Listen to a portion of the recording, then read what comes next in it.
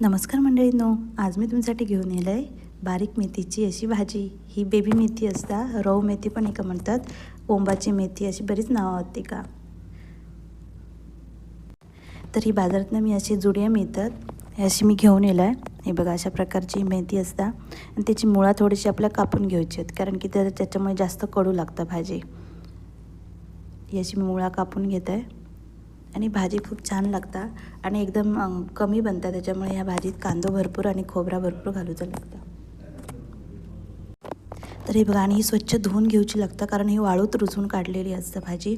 तर त्याच्यामध्ये वाळू भरपूर असता, म्हणून ती चांगले 7-8 वेळा तरी पाण्यातनं काढून घ्यायची असता.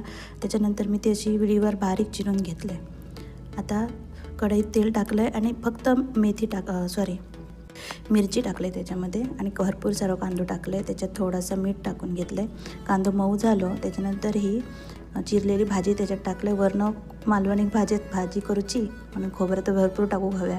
आणि तुमका जर कडू कोण खात नसतील घरात जास्त, तर त्यांच्याने थोडीशी साखर त्याच्यात टाकली तरी चालत. ही बघा, अशा प्रकारे ही भाजी बनली आहे. किती छान दिसतं बघा. तर तुम्ही अशी नक्की बनवून बघा आणि आवडली तर माझं चॅनल नक्की लगेच सबस्क्राईब करा.